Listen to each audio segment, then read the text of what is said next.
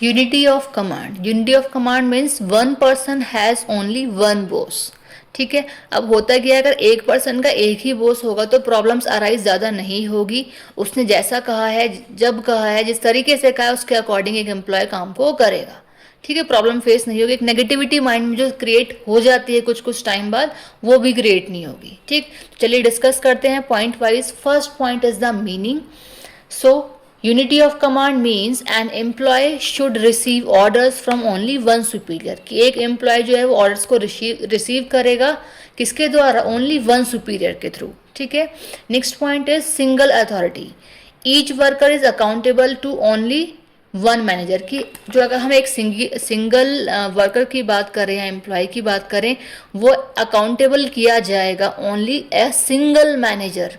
ठीक है, कि एक वर्कर के ऊपर जो नज़र रखने वाला होगा वो एक ही मैनेजर होगा। ऐसा नहीं है कि हर एक डिपार्टमेंट का जो मैनेजर है वो उस एक एम्प्लॉय के ऊपर नज़र रख रहा है कि भाई ये काम कर रहा है, नहीं कर रहा है, फ्री बैठा है, टाइम वेस्ट कर रहा है। तो इस तरीके से नहीं होगा।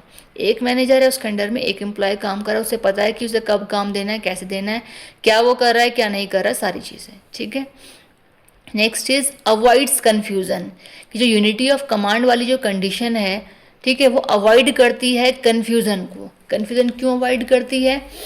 देखिए, जब एक वर्कर का एक ही मैनेजर होगा तो उसे एक ही मैनेजर ने टास्क दिया है, उसके अकॉर्डिंग काम को करेगा। ऐसा बिल्कुल भी नहीं है कि पहले एक मैनेजर ने कोई टास्क एलोकेट कर दिया, दूसरा है उसने कहा भाई इसको ऐसे नहीं ऐसे करना है, तीसरा है कि इसने कहा ऐसे नहीं ऐसे करना है, तो क्या है, कन्फ्यूज़न क्रिएट होते हैं। और ये रियलिटी है, होता है ऐसा। ठीक है, तो ये चीज़ with the help of unity of command, according to Fayol अगर हम बात करें तो फियोल ने कहा है कि यूनिटी ऑफ कमांड होनी चाहिए। तो उससे क्या होगा, जो कन्फ्यूज़न है वो नहीं होगा। ठीक है, तो इट प्रिवेंट्स कन्फ्यूज़न, ये प्रिवेंट करेगा कन्फ्यूज़न को। एंड कॉन्फ्लिक्ट इन इंस्ट्रक्शंस, और जो हमारे इंस्ट्रक्शंस को देते हुए कॉन्फ्लिक्ट क्रिएट होते हैं वो भी नहीं होंगे। Next is clear responsibility.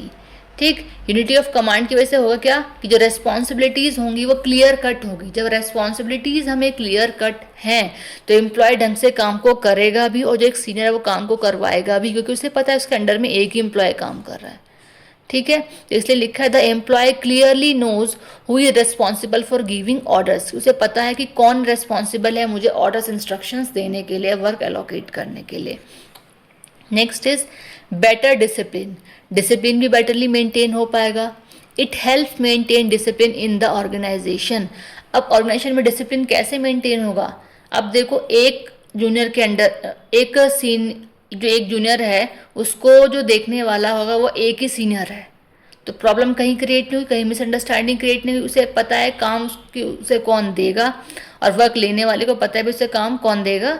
ठीक है, वक्त देने वाले को भी पता है कि उसे किसे काम देना है। तो प्रॉब्लम यहाँ ज़्यादा अराइज बिल्कुल भी नहीं होगी, प्रॉपर डिसिप्लिन मेंटेन रहेगा, क्योंकि सबको पता है कि काम किसको कौन देने वाला है और काम कहाँ से उसको लेना है। प्रॉब्लम्स आएंगी तो वो प्रॉब्लम्स अगर अराइज हो रही हैं तो उसे किसके साथ डिस्कशन करना है, ये भी उसे क्लियर कट है। ऐसा नहीं है कि वो कंफ्यूज हो रहा है कि यार किसके पास जाऊँ, किसके पास जाऊँ, एक के पास गया तो वो मना कर रहा है, दूसरे के पास गया मेरे पास टाइम नहीं है। तो ऐसा होता है कंपनी में, तो यूनिटी ऑफ कमांड की वजह से ऐसा नहीं होगा।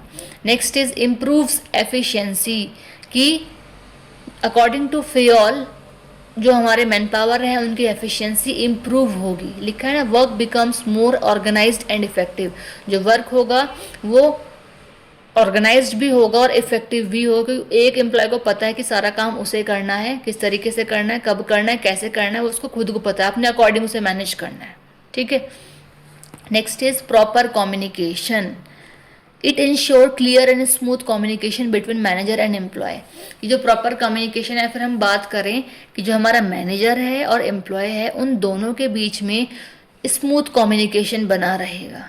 ठीक है, स्मूथ कम्युनिकेशन अगर बना रहेगा तो सारे पॉइंट ऊपर वाले वो यहीं आ जाएंगे, कि कहीं ना कहीं हमारी एफिशिएंसी इंप्रूव होगी, बेटर डिसिप्लिन बना रहेगा। ठीक है, अपनी रिस्पॉन्सिबिलिटीज़ को एम्प्लॉय जानेगा, कन्फ्यूजन्स क्रिएट नहीं होंगे। ठीक है, तो ये सारी चीज़ें यहाँ पे रहेंगी। तो ये हमारा ऑल अबाउट रहा unity of command. I think आपको क्लियर हो गया होगा ये पॉइंट।